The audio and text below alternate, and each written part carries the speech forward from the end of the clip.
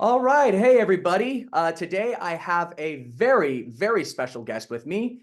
He has directed over 30 music videos for artists such as Wu-Tang Clan, Lucius, and other bands that I cannot really pronounce properly. He has also directed ads for brands such as Bose and Sam Adams, and he has directed uh, a couple very, very good shorts, which includes Torpor, Bizarro, Chef's Night Off, and the award-winning 12 Kilometers. I present to you all director, writer, editor, and producer, Mike Pecci. What's going on, man? How are you? It's good to be here. Oh, It's thanks. always it's always funny to hear someone rattling through my IMDb stats. Okay, look, I will admit, did I go to your IMDb while doing research and copy and paste everything? Yes, I did, but that's not the point. But no, I gotta say, I've been following you on Instagram for the last 2 or so years, and I've seen a lot of the behind the scenes you've done for, some of the shorts that you've done, and just a lot of the in-depth analysis when it comes to you as a filmmaker, and even some of your shorts, such as 12 Kilometers, which we are definitely going to be talking about today, as I had the privilege to get it to actually just immerse myself in this world. Which let's start off with that. So 12 Kilometers is a movie that is that's set in Russia during an unknown specified time, 1984. But one thing that really makes it stand out is that it's told entirely in the Russian language. So I'm wondering, um, did you have to have a coordinator or like a consultant to help make sure everything was translated properly, or can you actually speak Russian? No, I can't speak Russian, and I still can't speak Russian, even though I've been through that whole thing. No, I mean the mode was. I ended up working very closely with the lead on that film, Ara Wooland, and he um, helped me translate the script to Russian, and then that helped us sort of get the thing off the ground. I did all my casting sessions in Russian. I did everything in Russian because I was making the movie for English speaking folks. I was making the movie for Americans essentially. And I wanted to be sure that I was still engrossed and still fascinated with this film, even though I didn't speak the language, because I wanted to make a movie that you could watch without the subtitles and know what the fuck's going on. And then the subtitles were kind of like, frosting on the cake, essentially. So um the other trick was that I had two translators on set. I had a translator to tell me what people were saying, and I had a translator tell me if that person was lying about what people were saying. So yeah, it was the thing to do. It was fun. It was a lot of fun. But yeah, yeah. I've always been like, because I have written certain things for it to be presented in another language. So I've always wondered, how does someone who doesn't speak that language go about making a film like that? And I guess the answer is two translators, one to help tell you what people are saying, and one to help weed out the bullshit. Yeah, there's a piece of that, dude. But I mean, at the end of the day, I know offline you were asking me about my silent filmmaking background. At the end of the day, like it is like making a silent film. Like I was obsessed with silent films when I started. When I went to school, I made short films that had no sync sound, so we had to tell stories without it. And so then you start going back and looking at the origins of the language of cinema. So you look at what a shot means, what blocking means at a glance, because I firmly believe that film is a visual medium first and foremost. And I think a lot of that's been lost lately. I think it just becomes very script heavy and sort of exposition heavy. And I think people are losing, not all people, I think like a majority of popular cinema and popular television right now is more focused on the event, and they're more focused on how many stars they can cram on screen than they are on the the amazing things that you can do with the language of cinema visually. And so when you make a movie in a language that you don't speak, it really comes back to that. It's almost like doing a silent film. And I decided to do this movie in Russian for a couple of reasons. One, I was financing and producing it myself, so I was the boss, so I could do whatever the fuck I want. That was one. Two, the movie takes place in Russia, and I've always slightly been annoyed by movies that have to be made for an American audience where people have like a Russian accent.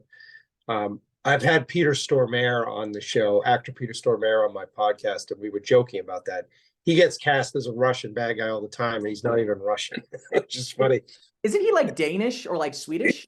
Yeah, he's like Swedish, I think. And yeah, he's like, people just don't fucking know. And he laughs about it. He's like, I create this false Russian accent and I get hired all the time. So I was like, well, the third and most important part about it was that I felt like the Russian language can be very brutal and very scary, and also romantic to a certain extent.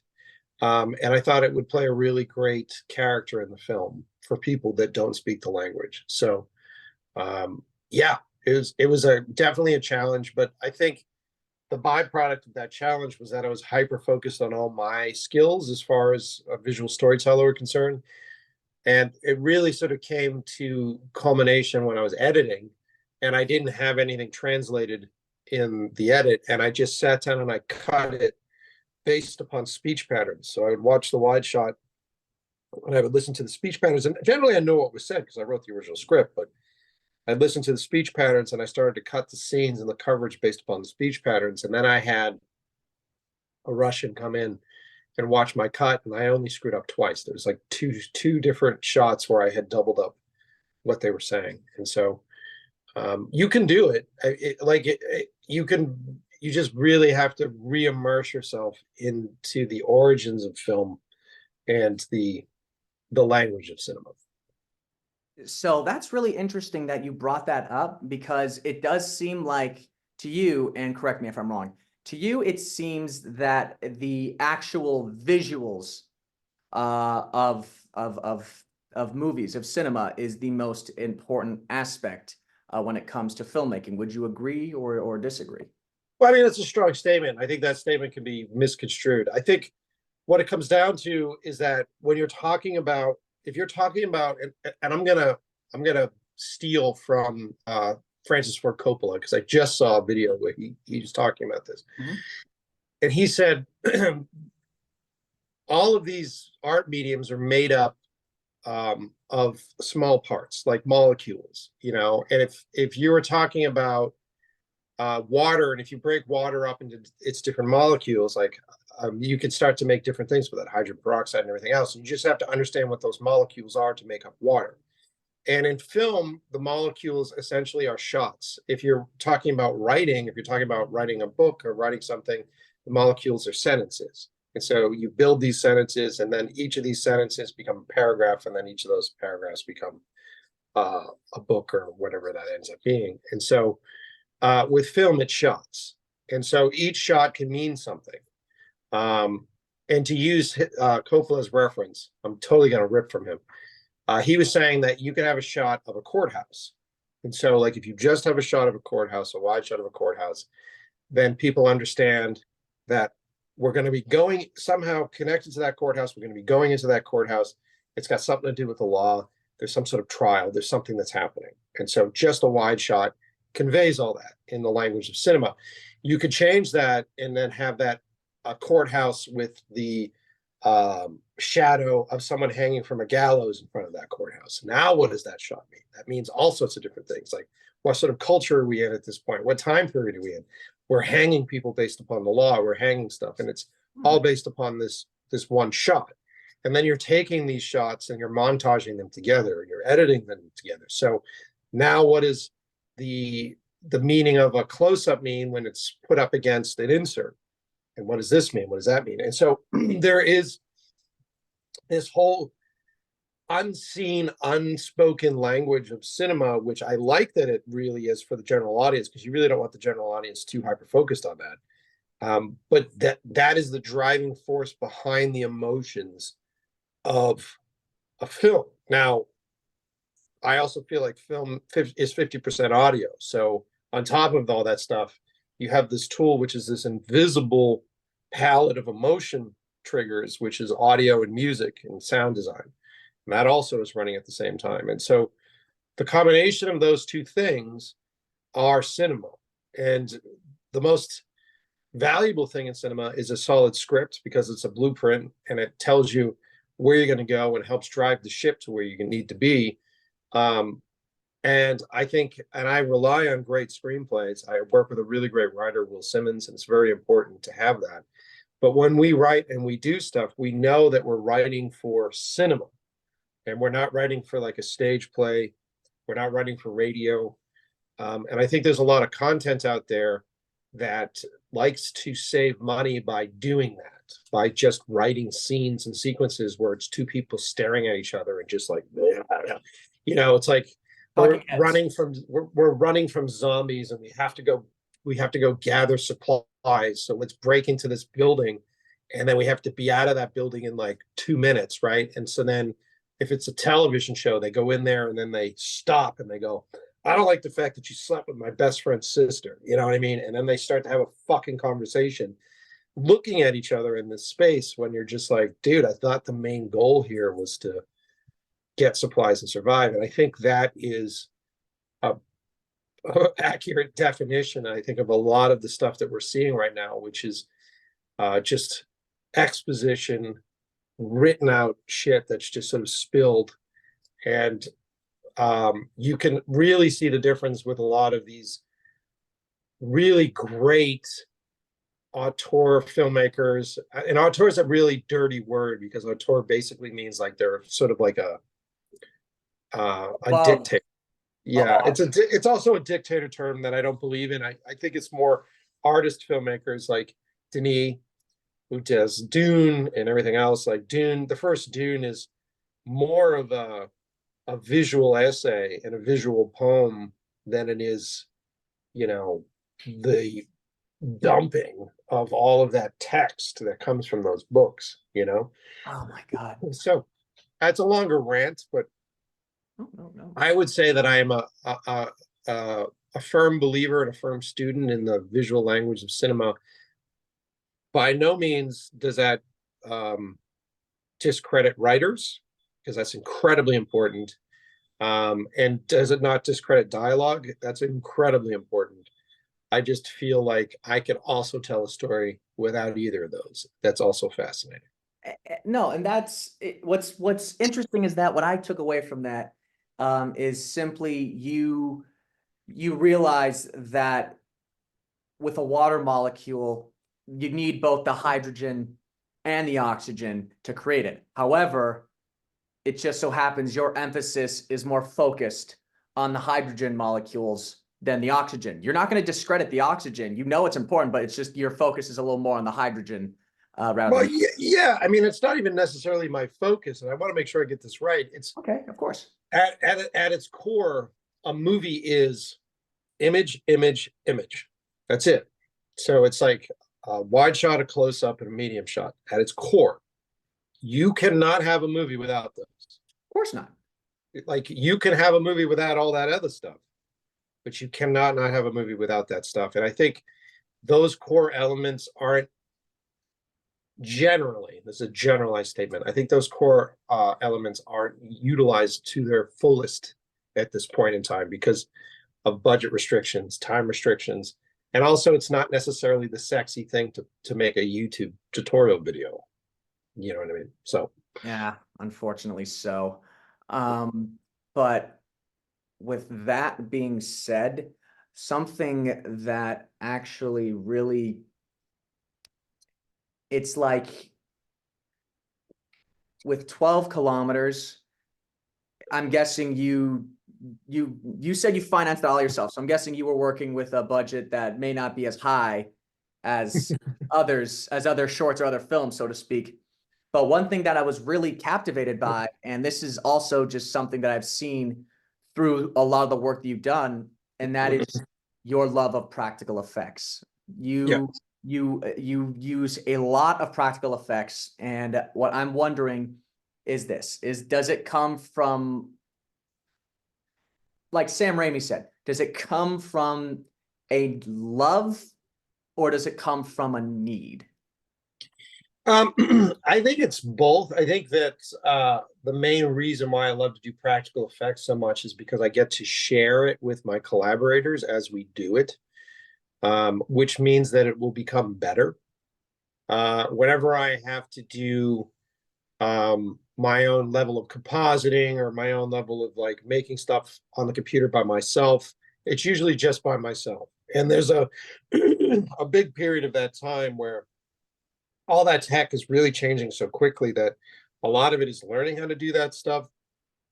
And then as you go through it, you learn it, then you put it together and you look at it and you go, is this good? And you have someone come in over your shoulder and they go, that snow looks stupid. Like they just sort of examine it, as opposed to, and that's a great example because uh my newest short, which is really great, Come Home, we have snow in it. We have two different versions of snow. We have a practical snow machine, which we went out and got a snow machine and made it snow out here in Los Angeles, which is really cool. And I had to do composited snow in the interior stuff for like the sort of trippy sequence. And the practical snow machine came with all of its issues, right? Because it was a foam-based snow machine. It was collecting on like the tops of doorways, so like you were watching shots, and it was almost like fucking the Stay Puft Marshmallow Man getting melted in Ghostbusters, and you're just like, what is that thing in the background that's just moving? It's like, oh, that's the fucking foam. But even though that did that stuff, everybody loved it. Like everybody watching the monitor, everybody looking at it, they were like, it looks cool, man. It looks like it's fucking snowing. It feels like it's cold. It was actually changing the vibe of the actual set where people were feeling cold, even though we're shooting out here in Los Angeles because of what it was doing and triggering. Well, when I was doing the compositing of the snow over the bit, it was a whole different experience. Everything that was wrong with it stood out like a sore thumb. Everything that wasn't right, like the snow maybe not moving in the right direction, me having to cheat shit because I couldn't find things. Each and every one of those things, I would have someone come over my shoulder and go, what's this? What's that? And so there was no emotional connection and no connection that was actually shaping the discovery of the scene. And so generally, I think that practical effects are more fun. I think that they really shape how the performances are. I think they shape how the crew handles things and how I handle things. I can tell immediately on set if something is scary or not based upon how the crew's responding to the first take. And honestly, dude, if you get to a point where you can make a movie, it's like winning the lottery. And so why would I want to cheapen that experience for myself and just be like, fuck, all right, I've got a whole room full of green screen. And I've done that. I've done green screen shit and I've done giant black space stuff and having things like the end of 12 cam, like having things in that space. It's very technical, it's very confusing. Um, but it's just not as fun, dude. It's just not as fun to do. No, and I look, I don't want excuse me. I I see VFX in ways where it's like two of the biggest inspirations when it comes to VFX is James Cameron and then Nolan. Sure. Both are very opposite when it comes to how it's handled. Nolan usually focuses more with the practical side of VFX, or rather just FX in general. Meanwhile, James Cameron is able to make an entire movie in a basement and make it seem like it's this large, expansive world. So we have seen the best of both of their works and what they have to offer. But what I'm wondering is with VFX, especially in some recent movies that are not as marvelous as we like to think they are, wink, wink, nudge, nudge. One thing that I've noticed is a lot of people calling out like, nah, that's bad VFX. I see it right there, bad VFX. Now, as a filmmaker and also a film watcher, what do you think is more distracting? Do you think bad practical effects is more distracting, or do you think a bad visual effect is far more distracting? Dude, I think you're breaking it down the wrong way. I think that with anything, right? So if it's practical or if it's with visual effects, I think it comes down to bad editing.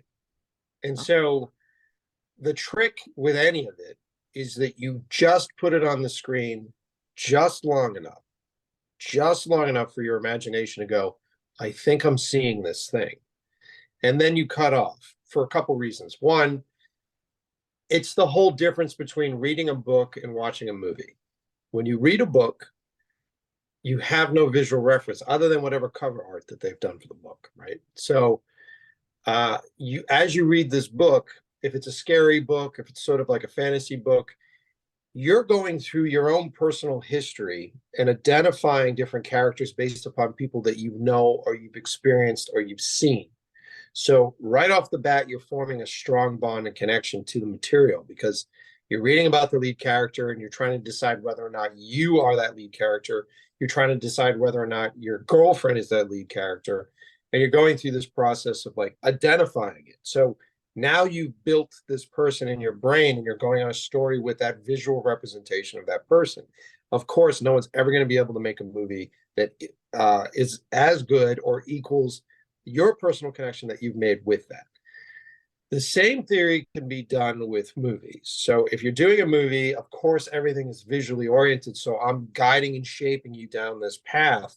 But when it comes to how you emotionally respond to things, I can set a tone and let you fill in the blanks. So with horror specifically, I know a lot of, go back and look at a lot of the practical effect horror movies from the 70s, where the creature guys are so obsessed with their effect. So they may have like maybe some like, you know, I forget the name of the movies, but like really cheesy sort of old effects horror movies where like they're like, we built this fucking dummy head and it's got blood that comes out and veins that are popping. And they leave it on there too long. You see it on the screen and you're looking at it, and the audience goes from being like initially triggered and going, oh, that's kind of scary. And then they look at it a little longer and they go, that's a little weird. I don't like the way that that's a little goofy. And so the longer you can see something on the screen, the more you lose the suspension of disbelief, the more you start answering questions. And if you're answering questions and defining something, especially in horror, you're killing the horror because you're then saying, all right, so this thing can't move across the floor because it's obviously puppeteered, or this thing can't do this because it's this way. And I think it's the same thing with computer generated special effects, where you start watching these films where these characters are just flying and bouncing off each other and like getting thrown through buildings, and there are all these things in the shots, especially this sort of obsession and the backlash that people had with shaky cam action sequences where they suddenly decided that now it's more about having it all covered in like one shot, one dynamic shot. There's some great examples of this, whether it's The Raid or Sympathy for Lady. What was the one? Oh my God, I'll remember it. But so you have all these movies that are just playing it on a one shot, which when practically done, you look at that and you go, all right, that's cool. This and the problem I have with those is that eventually I start to see the choreography in it, and I'm like, okay, so this is a dance. So like these people are here are these dudes waiting, and then they're gonna come in and fight. And it's sort of like this dance choreography that when they're good, they really sort of disguise the waiting and they come up with the reasons why guys have to wait to go in to fight this dude. When you see that in like a big superhero movie, when it's all on a wide shot, you're then sort of looking at everything going, normal people, even if you were flying, your body doesn't fly like that. Like when you bounce off a car, that's weird. And so then you're just having the time to sort of examine these things. And then you go, man, the CGI really sucks in this movie. And it doesn't. The CGI is great in that movie. It's just that it's on screen too long. And you have the ability to lose the suspension of disbelief because you're defining everything that's happening on that screen. What's actually funny, well, not funny, interesting. Funny. I'm a writer. I need to pick better choice of words. But what's interesting that you brought that up is another big complaint, and this is actually something that the Corridor Digital crew have actually brought up a couple of times whenever they brought in like stunt people to react, and that is sometimes with these long one-shot takes, like not necessarily with the Raid or John Wick, where like the stunt coordinators are like on their game and are like, okay, we're gonna do this 6 more times until we get this done. But Sure. like I think Nolan definitely suffered from this with Dark Knight Rises, and I know Last Jedi had a problem with this too, and that is sometimes with these very long wide shots where it's all like choreography. Sometimes I look and I'm just like, why is that guy waiting? Why is he waiting? Oh, he's waiting so he can go over there, pretend to get hit, and then fly off screen. It's like I'm like, you could have easily ended the movie right there if that dude in the background just like ran 3 feet and then went, oh, look at that, dead, I win. Well, yeah, or if you broke the rules a little bit and you did coverage, and so then you're coming in. I think the thing that a lot of folks forget is that a fight scene is like a dialogue scene. A fight scene is like any scene in a movie. When you start that scene, your character should be either changing as they get through that sequence, or the audience should learn something new about how the character responds or reacts to things in that sequence. And so when you do a fight scene, the fight is generally about one person or two people, maybe, right? And so if you've got an antagonist and a protagonist that are battling each other, but you have all kind of like Batman and Bane, and you have these two characters that are fighting each other, but then you have all these other dudes that are like flying in and they have to just sort of swat these guys around and go through this. It's like, all right, each time you get into a fight with somebody, regardless of who it is, what does that say about you? And like, how do you handle it? And do you go for a death kill, or do you go to wound, which is the simplest way of doing it, but also like, how do you respond to being hit? And then how does being hit change you? And so I think generally, when you're looking at these larger movies that have to have a reason for you to come in, right? Especially if they're trying to recoup and they're trying to make 250 million, 300 million, they put as many actors and big names as they can on that screen as possible to drag you in. And then they blow their cash on intense sequences, huge fight sequences, huge fight choreographed moments, and that's it. That's why you're going there. And the general consensus is like, play it out, play it out, play it out, play it out. I love John Wick. I think they're the best in the business. But the thing that drives me crazy about John Wick is the muzzle flash bullshit, and then the sort of like the gun thing, where like you watch that movie and you go, okay, this is quite obviously a ballet. So this is quite obviously a dance sequence between these guys and John Wick, because there's no gravity or danger with the weapons anymore. So because of that focus on that, as opposed to if you were to do a sequence and film somebody shooting a gun, and shooting a gun is a very scary fucking thing to do in real life. And you have someone firing a gun, and what are the repercussions of that gun firing? Like if you've ever tried to fire a shotgun and you hold it wrong, you can fucking like throw a shoulder, bruise a shoulder, and all that stuff then brings the audience back to how dangerous these things are, how dangerous it is to get into a fight. This was something that I was trying to do years ago before Marvel was bought, and I wanted to do a Punisher series, and I wanted to do like a War Journal Punisher series that just sort of followed Frank Castle as he tried to strategize getting into these different places. And the idea of him going into like this big building and having to fight his way to the top to fight the boss in that building, and he strategizes everything and he sees everything, and then he goes and he confronts the first fucking bad guy in the doorway, and that bad guy's the fight of his life, and he gets his ass handed to him because he has no idea. And being a guy who's had pretty intense injuries and head injuries from like the stupidest things, you realize how fragile human bodies are. And I think that is what's so interesting about horror, is that horror is very much about how fragile the physical form of humans are, and even the mental psyche of humans are.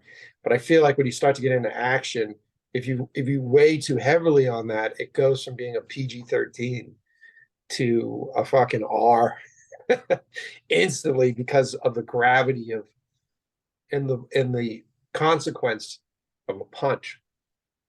Oh, sorry. I'm still thinking about your pitch for a Punisher series. And to me, all I just thought was that's just Dread with Punisher. That sounds like a fucking kick-ass, like that's easily like, sorry, that if we get on that, we're never going to be able, this conversation is never going to end. But what it really makes me happy is that it's clear that you actually take into consideration all the small details, which, Yeah, because when you said something just now that actually got me thinking about some of the things I've written before, which is like, you're like, you just get punched. How is this character going to react getting punched? I'm like, that's actually a good point. You never really take into consideration how a character would react after getting punched in the face, because it's such an egregious action that everyone responds to it differently. So that's actually really interesting. sure. I mean, like, what happens if you get punched in the face and you break your fucking, what do they call it? Like the bone here, and so then your vision goes, and then so then what is the perspective of that person, and then how is that person confronting a world? And we often see it in war movies, and like if a bomb goes off or something happens, and then they do the whole your hearing goes and you have the high pitched sound. But like, dude, when you're in a fucking fight, and then how does it change when your adrenaline's rolling, and then what happens after, and what happens when the adrenaline crashes? Like, all these things are really interesting triggers for a great visual language shift, so, and audio language shift, and all these things that are so much more powerful than after a fight someone going, man, I really got my ass kicked. Instead of saying like, man, I really got my ass kicked, or like, I barely got out of that one. You know what I mean? Or some bullshit fucking line, like actually showing the stuff. A great example of this is the Terminator, first Terminator.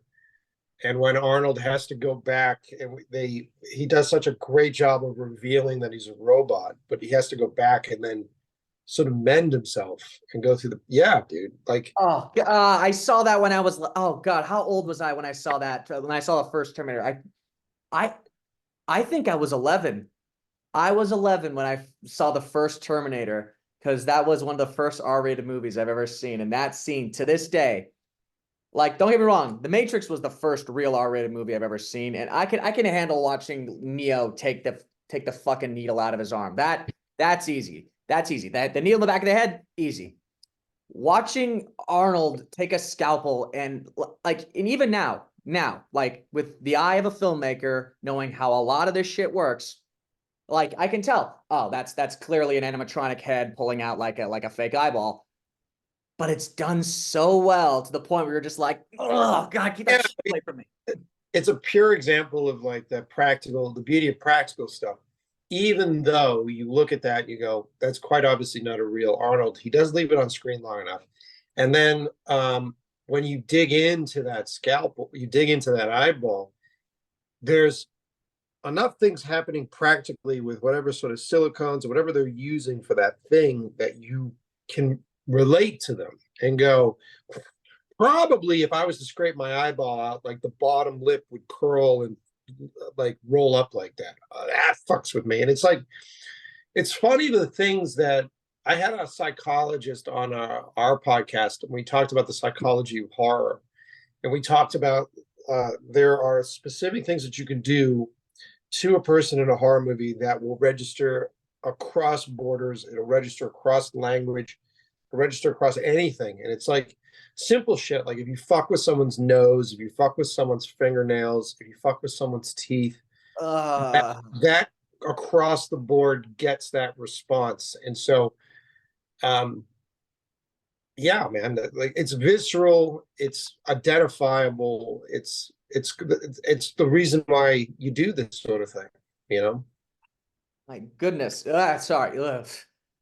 Ugh. That you sorry, now I'm just having a montage of all the like gnarliest shit I've seen in horror, and you're absolutely correct, because Yeah, in a weird sort of way, silent film, going back, is can be a universal sort of style of filmmaking. Like, for example, you could watch The Artist, and I think maybe someone, let's say in Japan, or maybe even someone from Sudan, can watch that and pick up everything that's going on.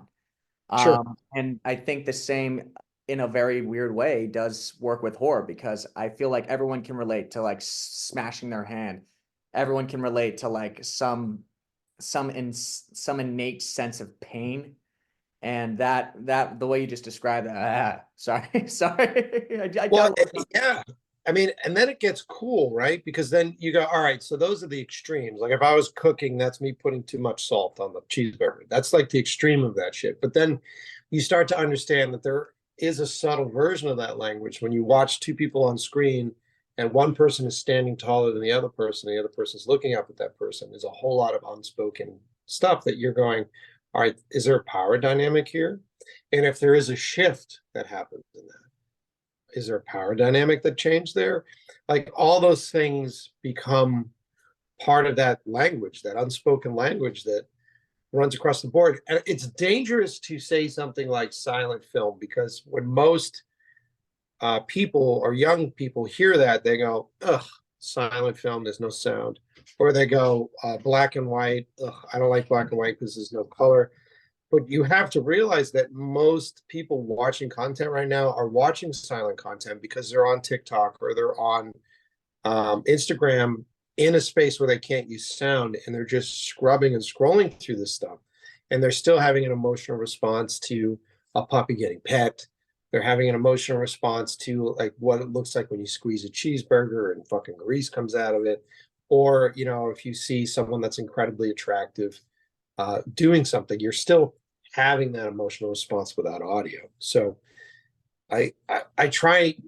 It's tough to say silent filmmaking because I feel like there's a whole immediately for a whole group of folks, they just shut it off and they go, "Fuck this guy! Like, is he an old dude that's just doing old stuff?" And it's because it's such an invisible language that most people don't realize that they're exposed to it all the time.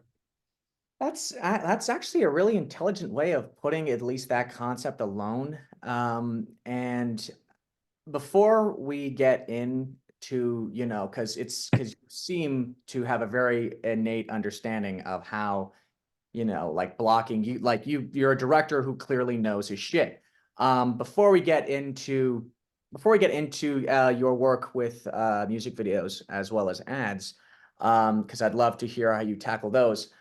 I also would like to just slightly take a quick detour, because one thing that I have very much been a fan of, at least when it comes to you as a filmmaker, is that you actually do take the time to respond to what. Don't worry. You take the time to respond to either praise, legitimate criticism. I think I saw either on Threads or on Instagram a while back, someone brought up like an actual continuity error, and you were like, "Shit, didn't notice that. Thank you for bringing it up." That being said, the internet is the internet, and the Sure. internet is filled with a lot of pretty shit people. And unfortunately, a lot of that vitriol has been thrown your way, especially when it comes to 12 kilometers. So I'm wondering, one, how does that feel just as a filmmaker? And how does that make you as like someone who engages with this? Like, do you sometimes just go simply on impulse where you're just like, this person says slur here, slur there, slur there. All right, better respond. Like how, I know you don't do that all the time because no one has time for that, but I'm wondering Sure. how how do you deal with those pretty fucked up and useless criticisms? Well, all right. So this is how the internet works. It's really funny. So, like, when people see stuff on the internet, they assume immediately that the drama is as high as they feel the drama when they look at something. Because when we use our devices, we're just chasing dopamine. And so, and these devices now are designed to track exactly how we respond to what we're looking at. Like the phones have been really good at doing that for a while. And now, if you're wearing a watch and it's tracking your heart rate, the watch can actually check and see what it is that you're looking at and figure those things out. And that's really the blueprint and the creation for the algorithm right now. The algorithm is chasing dopamine. And so anything that they feed to you or that they, in their wizardly way, grant you the ability to show your fans, it's all based upon what they think that person is going to respond the most to. And so generally that's negativity. Negativity across the board is what drives traffic, whether you're talking about movie press releases where they're focusing 100% on stuff that they know half their audience is going to get bullshit about, or if you're talking about, you know, some bullshit fucking commercial that does things in a weird way, or if we're all tuning into the Johnny Depp Amber Heard fucking trial. It's just like all this stuff that negativity breeds clicks, breeds likes, breeds people talking about stuff.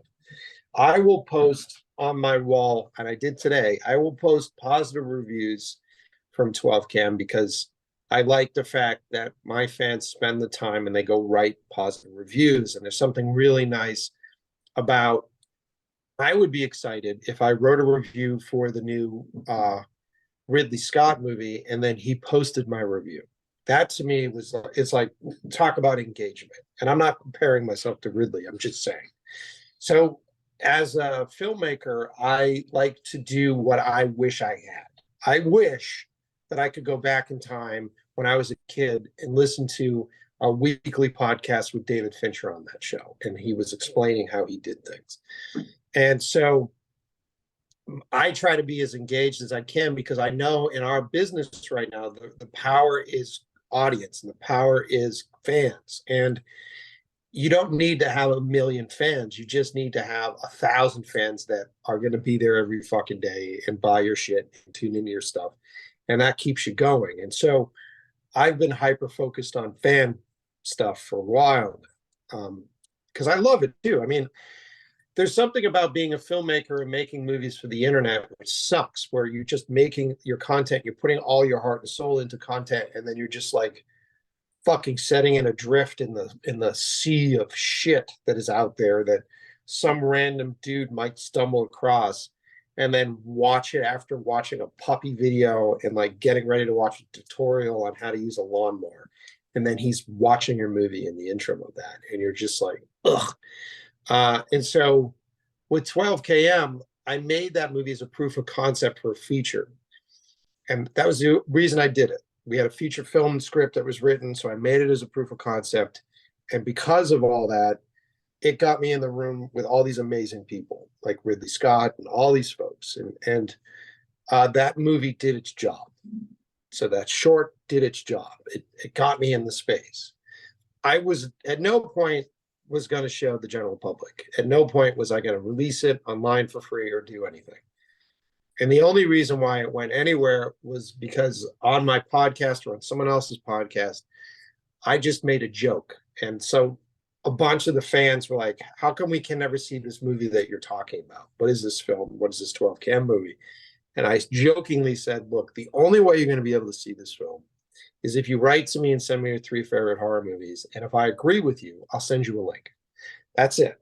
And that went viral. That went ridiculously viral. Like all the different reposts and all the different videos on that got over 12 million views. And then my inbox on Instagram has been forever loaded with 3 horror movies from all these people that are asking. And I, for the past year and a half, tried to respond to as many as I could. I think at this point, I've written just under 100,000 DMs of just responding to as many people as I possibly can. So in that process, because of the setup for that, which really wasn't a plan, people are giving me too much credit. They're saying you're, really smart with the way you're marketing this. I saw the opportunity and I went for it. But because of the setup for this, and because people were calling it gatekeeping, which it wasn't, it was just engagement.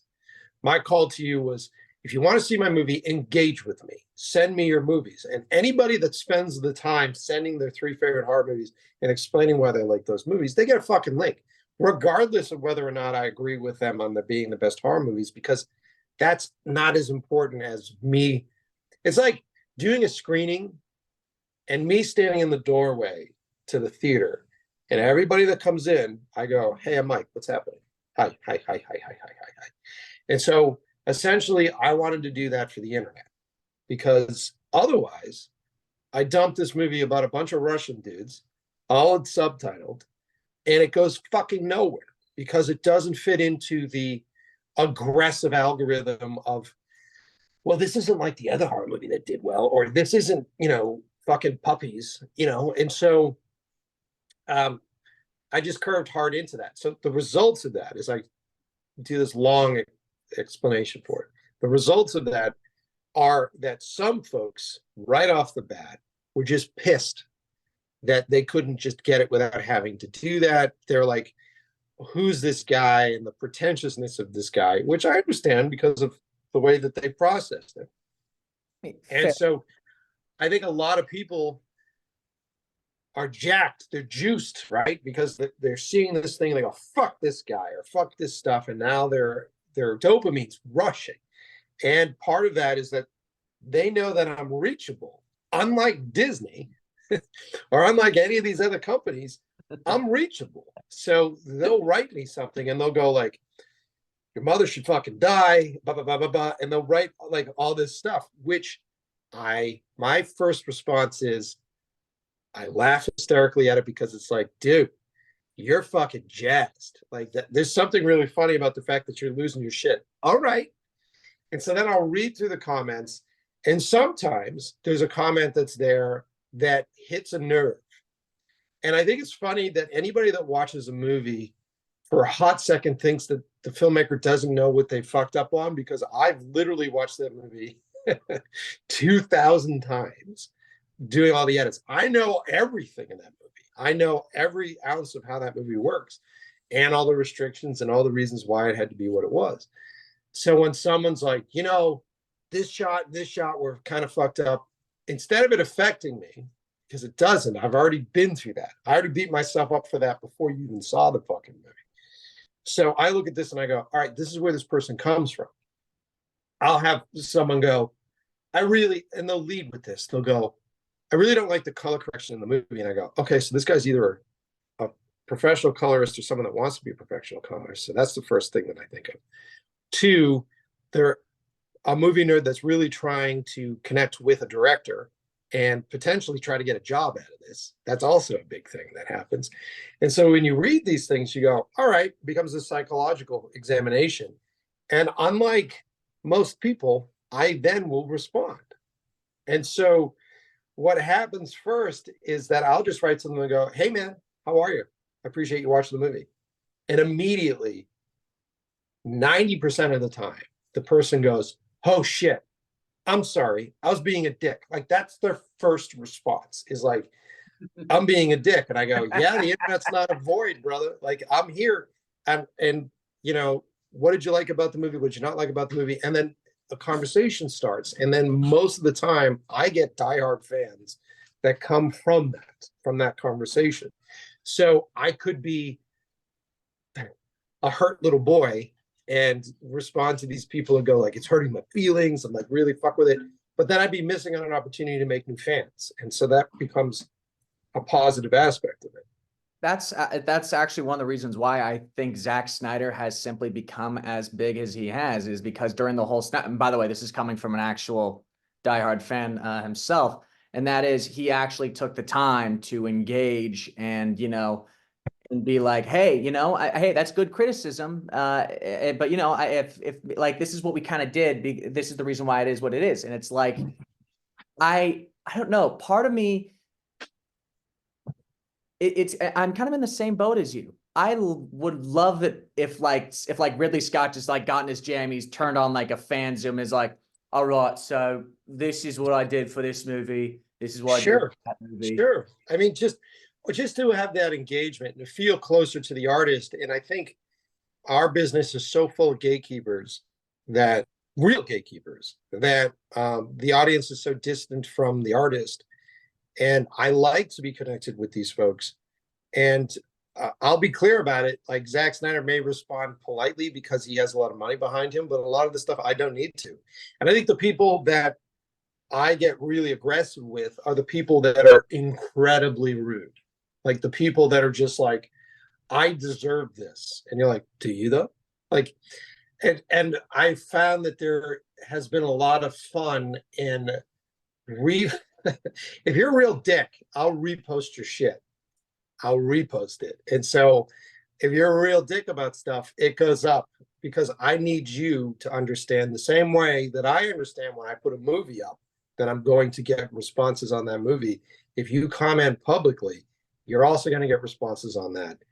And if you expect me to learn from your assessment of my film, then I highly expect you to learn from your your outburst and what it is that you say. And that ends up being fun. It's funny, and it actually drives a shitload of traffic to the movie because the negativity posts get so much fucking traction. Um, and so, especially if someone's like, "Your movie sucks. It should never be seen." It's like, dude, if you really wanted to hurt me, you shouldn't have commented at all. You shouldn't have said that at all, because now you're giving me ammunition to drive traffic to the movie. Which, by the way, here's a microscopic view on the entire industry right now. And so what you're seeing is all these different movies and the fear and the controlling of reviews and the manipulation of Rotten Tomato reviews and the whole back door. If you do something negative, you'll never get access. That's the industry right now, and the power of spinning negativity into people watching stuff. It's what we do.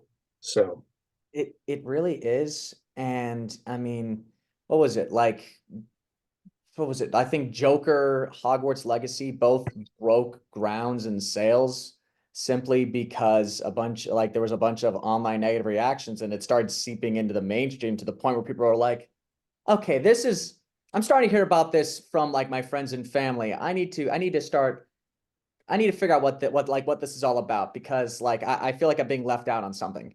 And I don't think that what you did was gatekeeping, which, by the way, I just want to add, Alien, The Thing, Drag Me to Hell. But good selects.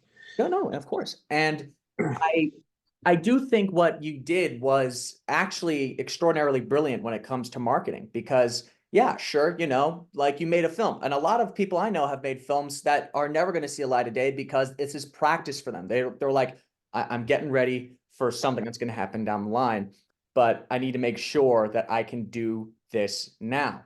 And it just so happens that you basically hit a trifecta of all the things necessary to make 12 km a hit, or 12 kilometers, depending on how you say it.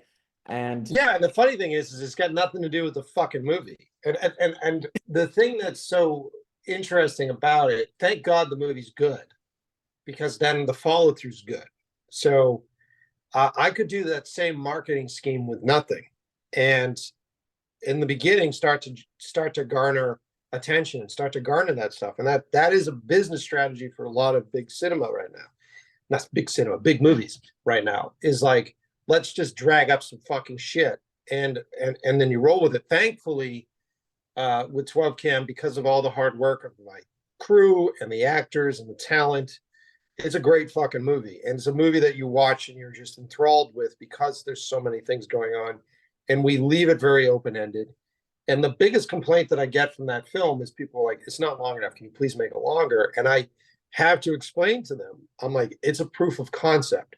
So the movie is designed to make you want more by the end of it because I'm showing it to money people and executives with the hope that they go, okay, like we'll give you more money because this is so interesting. So that's how a proof of concept is designed, is to do that. So whenever someone goes, I wish it was longer, I go, good, that means I did my fucking job. Okay, great. that's me personally, I gave the movie about an 8 out of 10. Cool. One of complaints that I had for it simply was there was just some acting choices that I'm just like, really? But then again, that's all subjective taste. Any sort of rating is subjective. It's funny that you brought up the long part because by that, like during that ending sequence, which I will not say, by the way, for those of you watching, please engage with this guy. Like 12 kilometers or 12 cam, it's really worth fucking seeing because it's so interesting. But the ending, I'm like, oh my God, because I told you, I'm like, oh, there's this thing and it's so cool. Oh, it's over. Fuck. And and look, as much as I wish we had more time to dive into some of your music videos and ad work, The fact is, this has gone all to this. I simply don't want to take up any more of your time. So don't worry. I mean, it's up to you, man. I'll go as long as you need. So it's up to you. Then you want to know what? Let's keep it going, I guess. But there is one thing I actually did want to bring up, and you said a proof of concept. Now, usually when a proof of concept is brought up, there's the intention of it being turned to a feature, which you had mentioned. I am wondering, is there any plans in the near future for 12 kilometers to be turned into a feature film? Yeah, there's a script written. So Will Simmons, my buddy Will Simmons, great screenplay writer, he wrote the script. It's awesome. And right now we have been with Scott Free with it. So Ridley Scott's company is still with it, and they want to produce it. But everything just sort of shifted. We had sort of this tectonic shift with all these events that happened one after another, right? So you had the Harvey Weinstein thing, which shifted the entire industry. Then you had COVID, strikes, like all these different things. And so the consensus was that with the 12 cam feature, they love it, they want to make it, but they want me to make something first. They want me to make a smaller film first. Because in this business, it's a game of numbers. And so being a guy that most money people or studio execs would go, he's a first-time filmmaker, even though I've been doing this for almost 25 years. He's a first-time filmmaker. We can't give this first-timer, 10 million. You have to go do a movie for like 2 or 3 first, and you have to go prove yourself with a movie for 2 or 3 first. So 12 cam will eventually happen. It'll be one of those movies that will make after like 10 or 15 years after the short, and everybody's going to go, this came out of nowhere. It will happen. And the only thing that keeps me from, slicing my fucking throat open is that I hear stories from like Guillermo or all these other directors that it takes a long time for a lot of these projects to fully gestate and fully come to fruition. So the script is banging for it. It's really great. The scale of it's really fucking cool. It would be a bilingual film, so it would be English and Russian, which is super cool. Yeah, man. Yeah, it's cool. I really want to talk about it a lot, and I don't know if I should talk about it, but there's so many cool elements in the feature version, and it answers a lot of the questions of like, what is this thing? How is this thing doing it? But it answers them just enough. And then we're exposed to a whole other group of people that are thrust into this location and how it affects them and how it's affected the people that have been at this location for a period of time. And then you start to really see how sinister the monster is, and how manipulative the monster can be, to free itself. And so it's fucking rad, man. It would be a really cool thing. And years ago when we partnered up with Scott Free with it, I was so excited because it was like the trailer itself.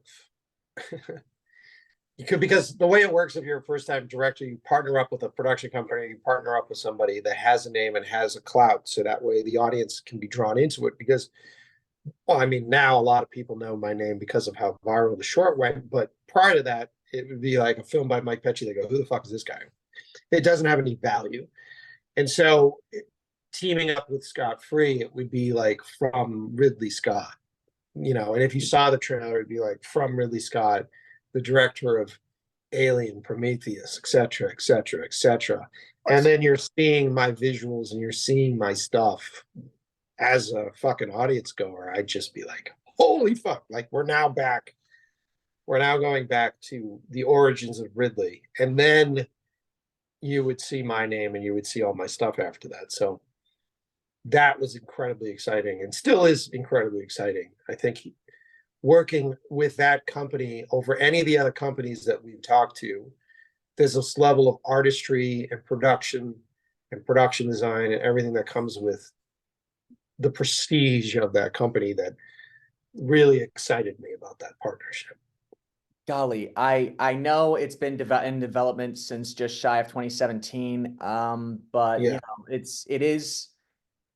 is rather interesting that you did bring up that, you know, because I know recently Guillermo del Toro had come out and said that he's had like even after he won his Oscar for Shape of Water, he's like, I still had several projects that were in development since like 2014 or 2005 that I was fighting for years. And then even after winning the Oscar, they're like, yeah, but like, what's your credibility though? And he's Yeah, it's like just Oscars. it's the state of the business. It's the worst, man. And the funny thing is, as a side note, is like all these big Academy Award winning or Oscar nominated or award nominated movies of this season, all those filmmakers had Guillermo del Toro behind them. Even if it wasn't officially, he's sort of like this Hollywood mentor that is in like what's his name, who did Cooper, Bradley Cooper. He's like hanging out with Bradley Cooper and giving him advice on how to do his cuts and do all that stuff. He was giving advice to what's her name, who did Barbie. Like he is behind the scenes of Hollywood, and he is the tastemaker for so much stuff that we watch right now. And the fact that he still has fucking trouble getting these things through the finish line is just uh, an accurate read on how dumb the corporate side of this business truly fucking is. One of So the one of the things that like that you brought up that was actually that reminded me of a story is that one of the best additions to that How to Train Your Dragon movie that came out over a decade ago was at the end of the movie, Hiccup loses his leg. And you find out, I found out years later when the third one was in, you know, development, that that was Guillermo del Toro's idea. You know, he's the like, and literally for almost a decade, it became a cultural icon, just like, Hiccup lost his leg. And it's like, you find out, he's like, yeah, he's like, yeah, you know, I feel like Hiccup should lose something. And it's, I do consider myself an idealist when it comes to filmmaking at times because you should. It's funny. I am a firm believer of you gotta let a creator create because usually almost 9 times out of 10, usually what they end up cooking tastes delicious. That being said, sometimes it's always the 1 out of 10 that the studios focus on whenever they're like, well, there's a reason why we can't we can't give you creative control. Oh, really? Why is that? Well, did you see Thor Love and Thunder? That Taika Waititi had creative control. Look how that movie turned out. And it's like, okay, yeah, sure, that's a solid yeah, example, but like that's but not the point. yeah, dude. But at the end of the day, I think it's hard. I think it's a bit more sinister than that. I think there's a level of like who has control, and I think it's funny, right? If people actually knew what it takes to be a director, they wouldn't want to do it. And what it takes to be a director is like it's a bipolar business. You're constantly struggling, you're constantly convincing people of what's happening, you're giving up so much of your life, you're giving up so much shit to make these movies, and you do it because you have to do it, you do it because you're obsessed with it. And the good directors are spending every waking moment of their fucking life like understanding people and understanding relationships and understanding the craft, and you're just constantly digging and building this arsenal. It's torturous. It's a fucking torturous gig. And the only reason why people want to do it is because there's this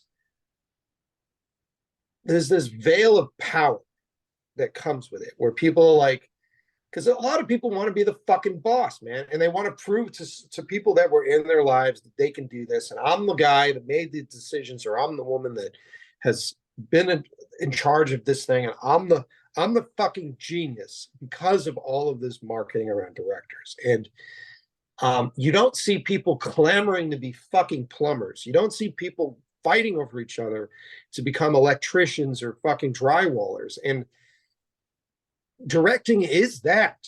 You are a contractor. You are a general contractor, and you're building a house, and you are engaging with all these other folks. And I think because of this power game, because someone wants to have their name in the fucking big lights. And it really fucks with our business. And there are so many people that leverage themselves in between the people that know what they're doing and the people that have the money.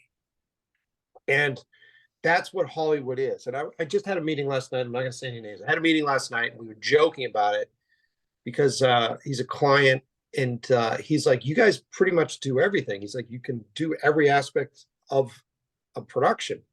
I go, yeah, because we needed to, because we came from a place, we came from the East Coast. We did not grow up in the industry. We had to teach ourselves. And so many filmmakers that are listening to the show will be the same way. You have to teach yourself how to do things. You have to learn how to fucking go through this process. And you spend all these hours becoming really good at, or attempting to become really good at that fucking job. And then there are these people in this business that are really good at lying about whether or not they can do it. And it blows my mind how many people, high-level people, that I've encountered that don't know how to make a fucking movie. Like, they don't know how to do it. And if you took away all of their resources and all of their shit, and you said, here's a camera, here's two of your best friends, go make something, they would not know where the fuck to begin. And no, they would not know how to start the goddamn thing. And when you start looking at someone like Guillermo and you look at these people, you know Guillermo knows how to do everything. And he knows how to make these things amazing. And so in my mind, if ego wasn't involved, if stature wasn't involved, if nepotism wasn't involved, you would bank on the person that knows how to do everything. Because they're the ones that are going to have the ability, the Zack Snyders, like all these different dudes. Those are the guys that can pull things together. Those are the women that can fucking reach down at the end of the day, regardless of budget, still make you something that is worth fucking watching and worth fucking selling. And that's one, couldn't have really said it better myself. And you know, just getting something made, you know, God, I had a short that I was trying to make for, I gave up on it in 2022 simply because it was just, it was too hard to get off the ground. You know, I did what every filmmaker starts off doing. I tried making something way out of my budget. But what's something that you brought up that was interesting is that you have had to interact with these people within the film industry in order to try and get some of your own stuff made or collaborate. And it's like, it's, I don't even think saying the phrase pulling teeth does it justice or injustice, depending on how you look at it. It's just, it's like it's like banging your head against a wall and hoping that you get the right answer. It's like trying to run through a pool of taffy. It isn't even pulling teeth, because pulling teeth is still a violent, fast fucking thing. It's like everybody has a reason to slow you down. Everybody has a reason to stop your production. Everybody has a reason to say no. I mean, with anything you do, you have to assume immediately that that person is showing up with all the ammunition that they need to say no. And what you're trying to do is convince them not to say no. And that's the entire business. And it's exhausting. And it's a battle to get through. And it's hard, man, because then it fucks with how you make things. I think a lot of filmmakers start to chase trends because they get so tired of fighting for the thing that they really love. And so then they are like, all right, I'll do this bullshit idea and I'll try, or I'll start rewriting my work to fit bullshit ideas. And it just sucks, man. Like the my latest film, Come Home, which is in the festival circuit right now, and by all means, I think it's my best film that I've ever made. And so that movie I made with my buddy Lance Williams, who is the actor in it. And that was the result of depression and the beatdown of the business and just sort of being strung along and having things sort of dissolve. And I started to lose faith and focus in why I was doing what it is I was doing. I spent so many years fighting that I forgot why. And we started to make this movie in my garage, and we made this movie in the hallway to my bathroom. And it's epic. It's huge. It's all of the stuff that you love about 12 cam. It's all of that. And um, it reintroduced me to my love. Like once I started working again and once I found it, I went, man, this is it. This is what I've been fighting for. This is all that's really great about this.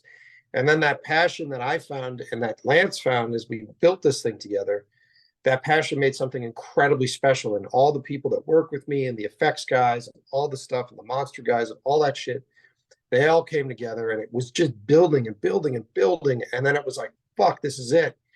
And then we made this movie and then we submitted to film festivals and we get rejected from like 15 fucking film festivals because of the politics of what's happening right now. And I'm like, okay. Then we get into two recent ones. So we get into Nightmares. So we get into Nightmares Film Festival. Right off the bat, Lance gets nominated for Best Actor. Then we get into Film Quest. At Film Quest, and we get nominated for Best Horror, Best Director, Best Cinematography, Best Editing. There was another one, Best Sound, straight across the board. And then we screen it with an audience, which was so wonderful. I get to go there. And if you guys are interested, listen to my podcast. We do a whole podcast series at the film festival, which is crazy. We get to go there. I screen it with an audience. So I get to see all the tricks and all the practical effects working and affecting the audience. And now it's like even more where I'm like, I was right about that. And that's awesome. That's great. We were wrong about that, but I'd change that. So then you're watching it and you're just sort of examining it. You're going, oh, fuck. So then we do it. And I then win Best Director. So I win Best Director at the film festival, which is crazy. And I get up on stage and I'm standing on stage with some amazing directors and everybody's other films were like huge spaceships and CGI and like all this stuff, like massive things, like big sets and like all this shit. And my acceptance speech was similar because I was with everything. It was something like this. And I said, like, isn't it crazy that I'm standing here with all this incredibly talented folks that spent so much time and energy making their stuff look big and huge and awesome. And you guys responded the most to a movie made in my garage and on the way to the bathroom. And it's because at the end of the day, it's about we're building great character and we're building really great moments and we're using the language of cinema to support how the character's feeling and to support how the audience is feeling. And that's what makes good movies. What you said is I am also of a firm believer that you, as a consumer, as an audience member, can taste something or feel when something has love and care put into it. Like the difference between a McDonald's burger and say something like a homemade burger that your dad or your mom made you. It's like you can tell what's kind of half-assed and like just streamlined comparison to someone that poured their blood, sweat, and tears. And I'm not going to doubt the skill or quality of the filmmakers that you were, I don't want to say competing against, but at the end of the day, the reason why Evil Dead is still so loved is that it's just it's just like six dudes, a couple of women in their 20s who are just like, hey, I got like $3,000 and a gallon of fake blood. Let's see what we can do. And it's like, I feel that something that is made through blood, sweat, and tears resonates more with audience members. Even if it doesn't bring in the big bucks, what it will do is that it will draw the attention of the people that really matter. And I mean, considering what you've talked about this film being, it's clear that that still translates. But one thing, yeah, man, like, and the other filmmakers are really great. But one of the things that's interesting about being at a film festival is that you start to really see the motivations behind why people are making different things. And then as you watch the movie, and then you get to see the filmmaker come up after the movie, you're just like, even before they start talking, you go, I know why you did this. And I know why you did this. And I know why you did that. And I think you're blessed. I'm not going to shit on anybody's process because whatever your process is and it works for you, fuck yeah. But I think you end up blessed if you can somehow, even though I started that movie because I was bitter and upset and I was pissed and I was insecure. That's why I started that movie. And I put a lot of things in that short film that I got notes from a major fucking company that said, this isn't going to work. That's not going to work. And this isn't going to work. And I put them in the movie because I was like, fuck them. I know it's going to work. So there was a lot of that motivation behind why I did that stuff. But the truth of it is, is that I made that movie because I needed to fall back in love with why I loved movies. I needed to fall back in love with why I wanted to direct. I needed to fall back in love with my actors. I needed to. And so the love and the joy and the discovery that is found in that film and the moments that I had in that film, like any of my films, that change me as a human, and not in some cheap ass fucking bullshit way where it's like, you know, I have to come up with some fucking log line that fits into what's socially happening right now and like, you know, found your best life or whatever the fuck it is. It's truly and honestly me discovering within myself enough of a reason for me to continue to torture myself and push my way through this industry. And so I feel like you feel that when you watch the movie.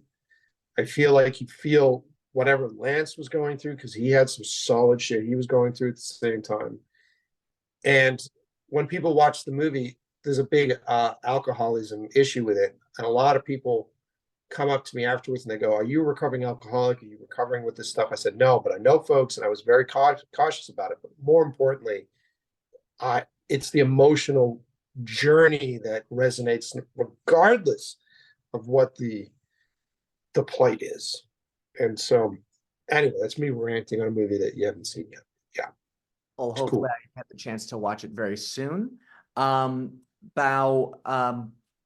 we've talked a lot about you and the film industry, but film isn't necessarily what you've worked on. You've also had you know, brand deals with people like Bose and Sam Adams. You've also worked with you know, very popular music artists like the Wu-Tang Clan, Lucius, and a bunch of names that I still don't know how to pronounce. So what names can you not pronounce? Like Kill Switch Engage or I know Sugar? how to know. It's like, Is oh, it that just says Meshuggah? Meshuggah. Never mind. Oh my God, that says Meshuggah. Meshuggah.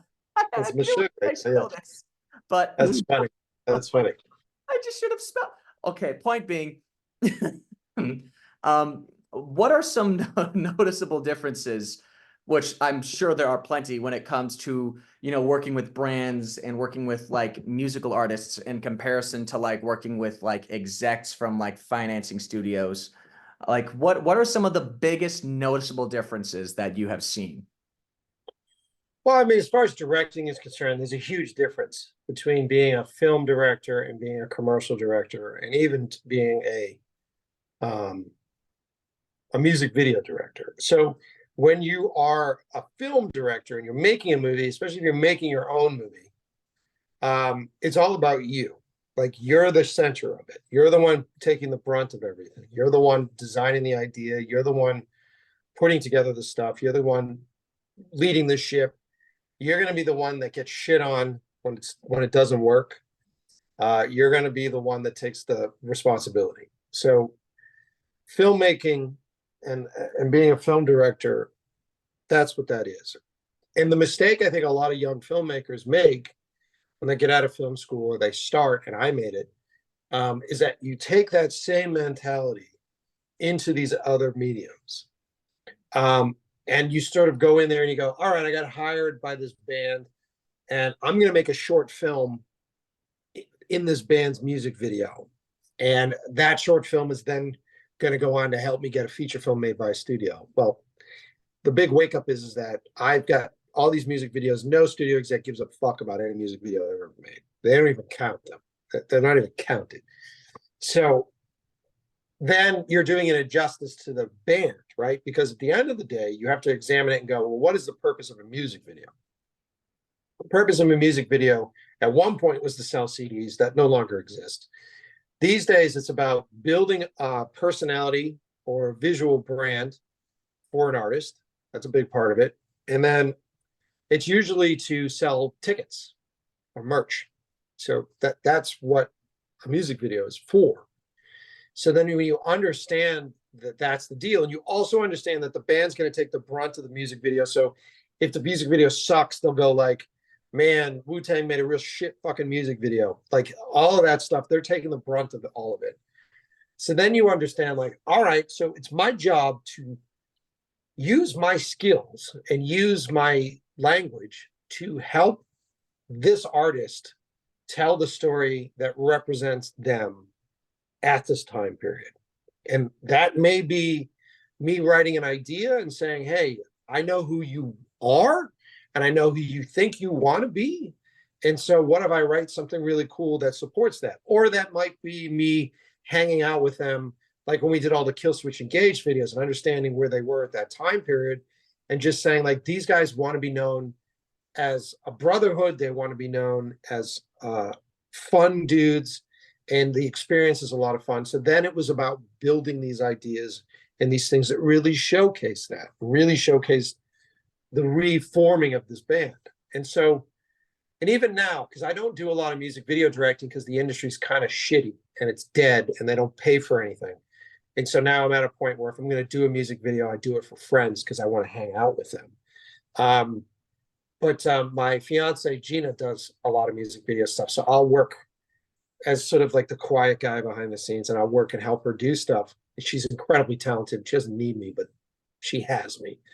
And it's the same deal. Like I've done a bunch of edits and concept work, and I've just recently directed a music video for a female pop star like B. Miller. And it's weird because people are like, why is a horror director doing all these edits for like this pop star and all this pop stuff? Because it's the same deal, man. Like I'm learning the language that supports who this person, the story that this person wants to tell.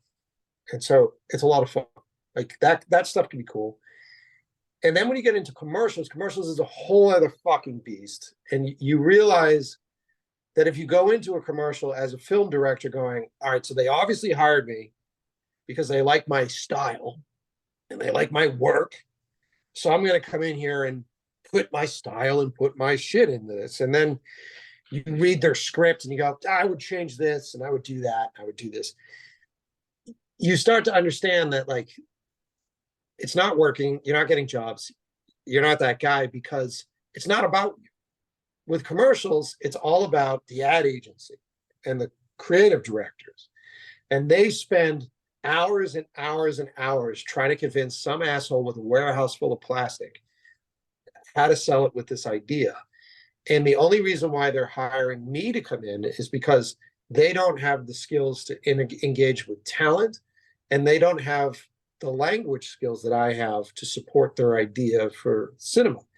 And so if I come in and do a commercial, I understand that I am a support mechanism and not necessarily the superstar rock star of the gig. I have a lot more success that way. And I come in and I end up becoming like a manager of story, if there is a story involved, but a manager of tone and a manager of visual stuff, more so than anything else. So much different ways, much different mindsets when you're working on these different things.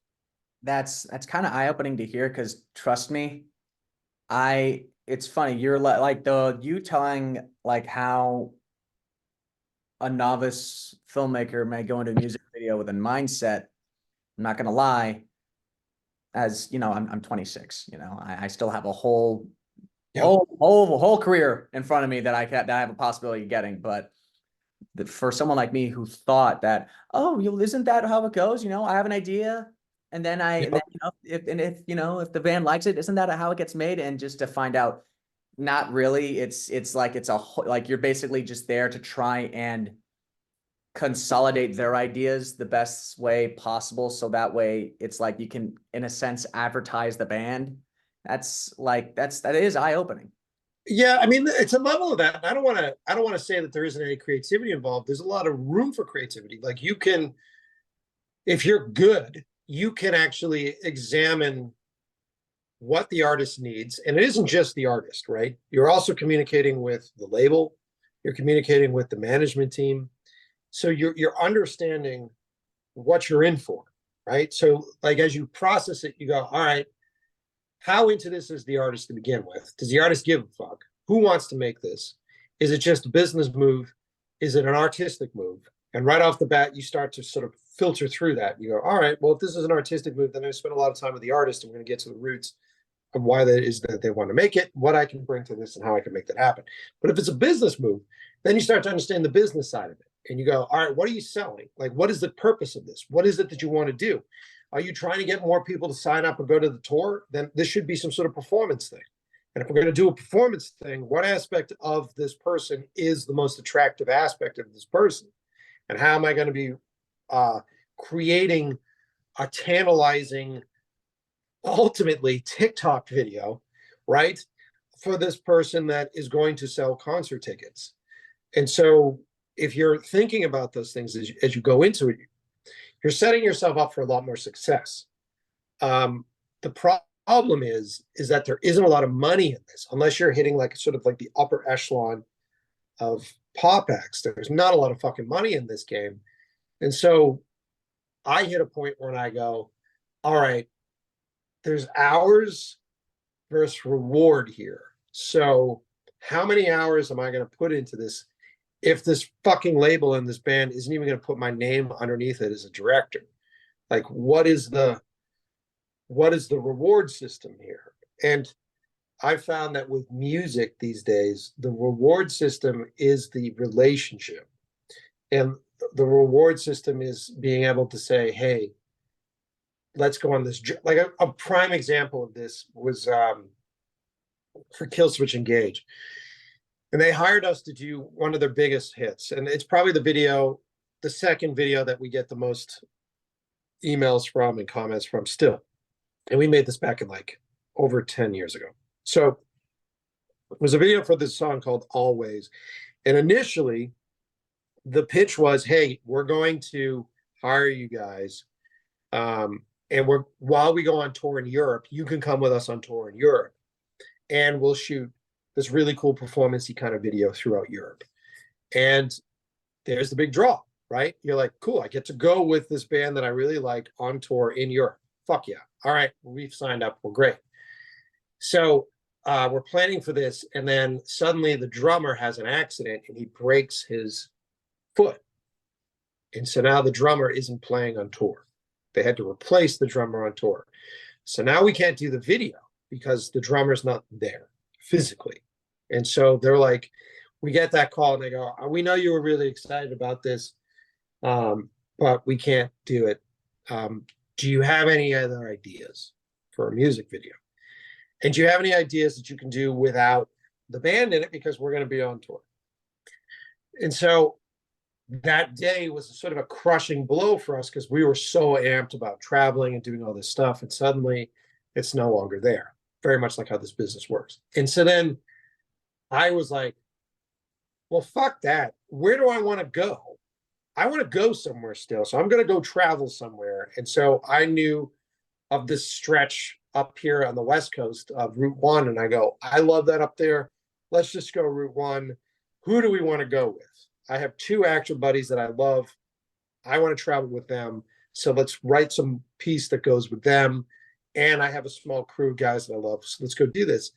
And so we just built this whole music video around the experience. And I got to drive up and down that coast like 9 times. I went to all sorts of crazy stuff in San Francisco. We had this adventure. We had this voyage. And we made a very heartfelt little music video along the way. And it's one of their biggest videos. And I didn't go into that video being like, I'm going to fucking make a short film or I'm going to make a thing. I went into that video going, I want to have a great experience and I want to go have this experience with my friends. And that's my payment because you're not paying me enough for me to do this video otherwise. And so be smart about how you select your jobs, especially when it comes to music videos. So as a director, I actually am wondering, do you think, and this is, by the way, for advice for any sort of young and up and coming filmmaker, do you think it's important to have an understanding of the business side of just this entire industry, not just film, but working, I guess, behind the camera when it comes to commercials or music videos? Do you think it's important for any sort of director to have equal knowledge of the creative side, just as much knowledge on the business side as well? Yeah, I mean, it's a blanket question for sure. I think you going in blind or you going in arrogant, which a lot of young folks did, I did. Go in arrogant, you go, I'm the fucking star of the show. I'm the director. I'm the one that's going to make all this stuff happen. You don't actually see the things that are going on around you, and you don't understand the effect that you have on what you're working on and the effect that what everything that's involved with what you're working on has on you. And so you're doing a shitty job as a director, right? I think a lot of people think that all a director does is come up with a great idea, write that idea down, and then gatekeep, or not even gatekeep, but like steamroll that idea through the finish line. That's what I think most people think directors do. And I think the job of a director is probably one of the most social jobs in of all time, because you're essentially coming out of your little creative cave and you're now confronting the chaos that is everything. And you're trying to take this little idea that everybody says that you're not allowed to do at every step of the way and sort of put it through the chaos that is the world. And if you're too precious with it and you're trying to keep this thing sort of assembled and you're pushing your way through the sandstorm, it feels soulless, as opposed to if you're open to how the business works, if you're open to how communication works with all your collaborators, then that starts to inform the work. And as the work develops, it surprises you. And I think being blind or putting blinders on to how the business works is stupid, because the business is controlling everything and every aspect of what it is you do and what it is that you're allowed to do. But at the same token, I don't think the business should control you. I think that there's a danger where, and I find myself falling into this, there's a danger where you're not working and you're reading the trades and you're just going through the process of like chasing trends and saying like, well, this guy got this because of that, and go, yeah, but that's just what they wrote in that fucking article. What they didn't write in that article was that he waited goddamn 8 years to even get into that position, to be doing that thing. And the only reason why it happened was because he went and had beers and he was in the right place at the right time with this other fucking person. And then that's how that fucking thing got made. It wasn't the fact that it was some stupid idea or some other thing. It was just him being aware, or her being aware of her surroundings and taking advantage of these moments as they present themselves to us. And that's the thing that they don't train you for in film school. That's the thing that you can't practice. That's the thing that you can't hone in or find some YouTube video on and learn. It's our new podcast is about this, the right place, right time. It's this weird thing in our business where you have to make sure that you're putting yourself out there enough for lightning to strike close to you. And knowing when lightning's about to strike, or knowing when there's a storm approaching, and having the tools, having the lightning rods in your backpack so that when it starts to hit, you're running around trying to get struck by lightning, because it's the only way anything gets done in this business. It's luck. It's luck. It's funny you bring up right place, right time. One of my close friends, a producer, a very hardworking woman by the name of Sabrina.